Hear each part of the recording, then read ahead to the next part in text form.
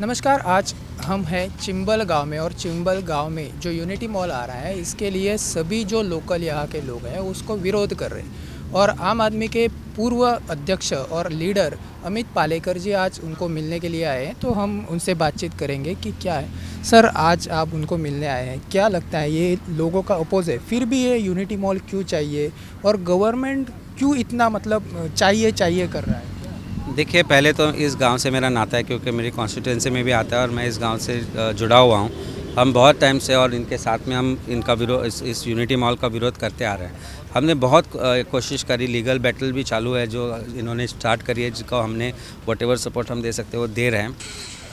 एक चीज़ हमें समझ नहीं आ रही कि सरकार जब लोग जो गाँव के लोग 100% गाँव के लोग जो इसका विरोध कर रहे हैं उसके बावजूद इसको आगे रेट रही है, इसका मतलब कहीं ना कहीं हिडन एजेंडा है, कहीं ना कहीं किसी का पर्सनल इंटरेस्ट लग रहा है, कहीं ना कहीं लग रहा है कि सरकार को इसमें यूनिटी मॉल में इंटरेस्ट नहीं है कि बल्कि यहाँ के आजू बाजू जो रियल इस्टेट जो चल रही है उसमें इंटरेस्ट नज़र आए। तो ये this is something that is more disturbing कि सरकार जब गाँव की पूरा गाँव कह रहा है कि हमें नहीं चाहिए, तो इस तरह का प्रोजेक्ट क्यों फोर्स कर रही है?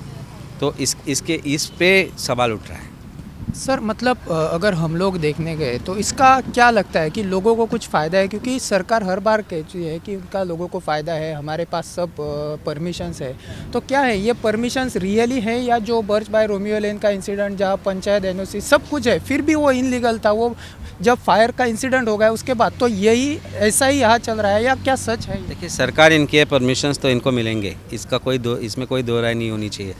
प्रॉब्लम ये है कि यहाँ पे एक लेक है जो कि एक बायोडाइवर्सिटी साइट है, इसका इफ़ेक्ट विलेज पे पड़ेगा। इस लेक को डिस्ट्रॉय करने की जो यहाँ पे इन्होंने ठान ली है, हम इसका विरोध कर रहे हैं। हम यूनिटी मॉल का पर से विरोध नहीं करते। अगर यूनिटी मॉल यहाँ होता, यहाँ लेक नहीं होता, उसका विरोध नहीं करते। आज इशू ये है कि लेक को डिस्ट्रॉय किया जा रहा है। यहाँ पे चिंबल गांव में एक बेसिक हेल्थ सेंटर नहीं है, एक सिंपल सा कोई ग्राउंड नहीं है, कोई कम्युनिटी सेंटर नहीं है, कोई मार्केट नहीं है। गार्बेज का बड़ा इशू है। यहाँ की पंचायत सिर्फ रियल इस्टेट के जो डेवलपमेंट प्रोजेक्ट है उसको परमिशन देने के बजाय और कुछ काम नहीं कर रही है। आज आप हर जगह जाओगे तो देखोगे कि पूरी जगह गार्बेज फैली हुई है।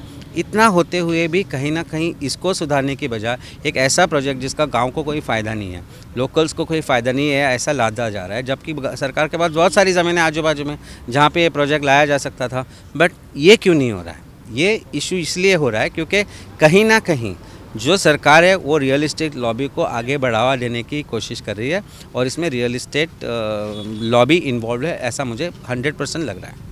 सर, तो क्या आप पर्सनली और आपकी पार्टी इनको सपोर्ट करेगी, क्या है? बिल्कुल बिल्कुल, मैं तो पर्सनली तो हूँ, एज अ विलेजर हम उनके साथ में है ही, लेकिन आज पार्टी की तरफ से मैं ये कहने आया हूँ कि हमारी पार्टी इनके साथ है। हमारे जो लीडर्स है, जैसे रोहन एक हमारे यूथ प्रेसिडेंट है, जो सरफराज जो मेरे साथ आई है, और मेरी पूरी टीम और एमएलए भी होके गए, तो हम इनको एक विश्वास दिलाने आए कि हमारी पार्टी जो आम आदमी पार्टी है वो इनके साथ सदा खड़ी रहेगी। और जो कुछ यहाँ के लोकल इशूज़ है जो मैं तो जानता ही हूँ, इनके साथ में इसको आवाज़ असेंबली और असेंबली के बाहर भी उठाने के लिए हम इनके साथ खड़े रहेंगे।